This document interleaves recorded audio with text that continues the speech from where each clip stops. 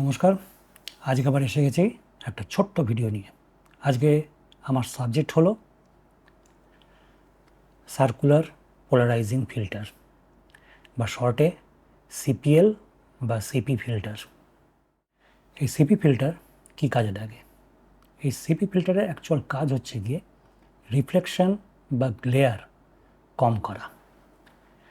এটা বিশেষভাবে কাজে আসে ল্যান্ডস্কেপ ফটোগ্রাফি, তারপর হচ্ছে ভেহিক্যাল ফটোগ্রাফি বা রিয়েল এস্টেটের ফটোগ্রাফিতে। ইনফ্যাক্ট ফটোগ্রাফি শুধু বলা উচিত না, ভিডিওগ্রাফিতেও। ল্যান্ডস্কেপ ফটোগ্রাফিতে এটা কী কাজ? অনেক সময় দেখবেন যে ল্যান্ডস্কেপ ফটোগ্রাফিতে ব্লু স্কাই, তারপরে হচ্ছে গিয়ে গ্রিন লিভস, এইগুলো দেখতে খুব ভালো লাগছে। আপনি ছবি তুলছেন বা ভিডিও করছেন, কিন্তু ছবি বা ভিডিওতে সেই কালারটা আপনি পাচ্ছেন না। সে গাছের পাতার সবুজ রং, নীল আকাশ, মনে হচ্ছে যেন একটুখানি ফেড আউট। তার কারণ হচ্ছে গিয়ে রোদ্দুরের আলোয় আপনি কিন্তু সেই নীল রং বা সবুজ রংটা ঠিকভাবে পাচ্ছেন না। সে সময় এটা কী কাজ করে? ওই যে গ্লেয়ারটা, যে রিফ্লেকশনটা রোদ্দুরে, সেটা এটা কম করে। এটা ব্যবহার করলে আপনি কিন্তু খুব সুন্দর blue sky, beautiful green leaves আপনি পেতে পারেন। এবার আসি ভেহিকেলের দিকে। ভেহিকেল আমরা জানি যে সারফেস হয় গ্লসি সারফেস, রিফ্লেক্টিভ।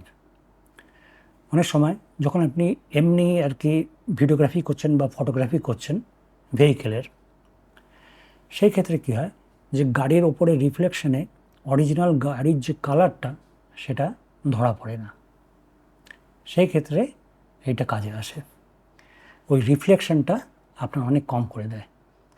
তখন আপনি যে গাড়ির যে ছবিটা পাচ্ছেন বা ভিডিওটা পাচ্ছেন, সেটা কিন্তু অ্যাকুরেট কালার অনেকটা জেনারেট করতে পারে। এবারে আসি রিয়েল এস্টেটের ব্যাপারে। রিয়েল এস্টেটে কী হয়, যখন আপনি মনে করুন কেউ আর কি নতুন ফ্ল্যাট বা বাড়ি আর কি বিক্রি করছেন বা রেন্টে দিচ্ছেন, সেই সময় আপনি ওই ফ্ল্যাট বা বাড়ির ভেতরকার ভিডিও করছেন। এসব ক্ষেত্রেও কী হয় যে অতিরিক্ত আলো পড়লে দেয়ালের রং, মেঝের কালার, সিলিংয়ের কালার, এগুলো ঠিকভাবে বোঝা যায় না, ক্যামেরা কিন্তু ধরতে পারে না। তখন এই সিপিএল খুব কাজে লাগে। অ্যাকচুয়াল কালার আপনার ক্যামেরায় ধরা পড়বে সিপিএলের মাধ্যমে। আমি এখানে দুটো এক্সাম্পল দেখাবো, আমার ঘরের মধ্যেই করা। আমি এখন রেকর্ডিং করছি রাত্রিবেলায়, সেজন্য আমি দিনের বেলার কোনো এক্সাম্পল আপনাকে দেখাতে পারবো না। দুখানে এক্সাম্পল দেখাচ্ছি। আমার মেঝের রং যা কিনা লাল, সেটাতে আমার টিউবলাইটের রিফ্লেকশন কীরকমভাবে আমি এলিমিনেট করলাম। আর আরেকটা হচ্ছে আমার কাঠের দেয়াল আলমারি, সেখানে যে কাঠের রংটা আছে সেটা কিভাবে অরিজিনালি আমি বের করতে পারছি।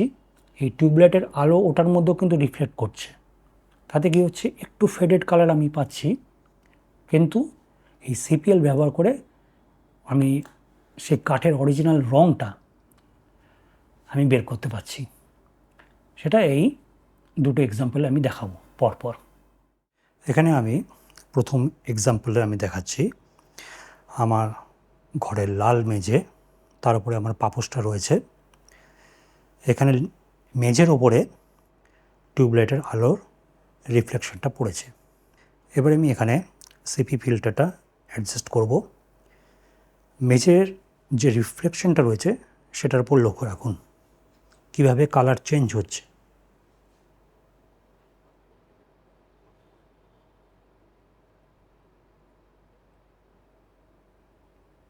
দেখতে পাচ্ছেন আমার মেঝের যে অরিজিনাল যে কালারটা সেটা কিভাবে বেরিয়ে এলো। রিফ্লেকশন কম হওয়াতে মেঝের অ্যাকচুয়াল কালারটা আমরা দেখতে পেলাম।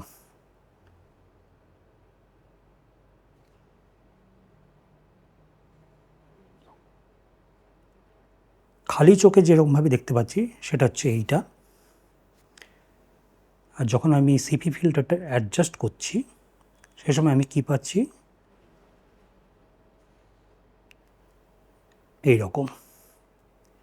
তাহলে বুঝতে পারছেন যে কতখানি রিফ্লেক্টেড লাইট এটা এলিমিনেট করছে। এবারে নেক্সট এক্সাম্পলে যাওয়া যাক। এবারে আসা যাক দ্বিতীয় এক্সাম্পলে। দ্বিতীয় এক্সাম্পলে আমি যেটা দেখাচ্ছি সেটা হচ্ছে গিয়ে আমার ঘরের মধ্যেই আমার দেয়াল আলমারির কাঠের একটুখানি পোর্শন, যেটার ওপরে টিউবলাইটের আর কি রিফ্লেকশন পড়েছে। আমি এবারে দেখাবো যে এই রিফ্লেকশনটাকে কীভাবে সরিয়ে অরিজিনাল যে আলমারির যে রঙটা রয়েছে সেটা কিভাবে বের করে আনা যায়। আমি এখানে আবার সিপি ফিল্টারটা অ্যাডজাস্ট করব।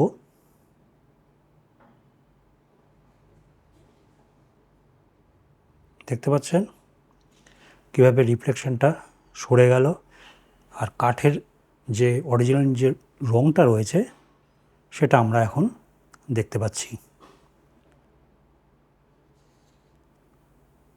এটা আমরা দেখতে পাচ্ছি খালি চোখে,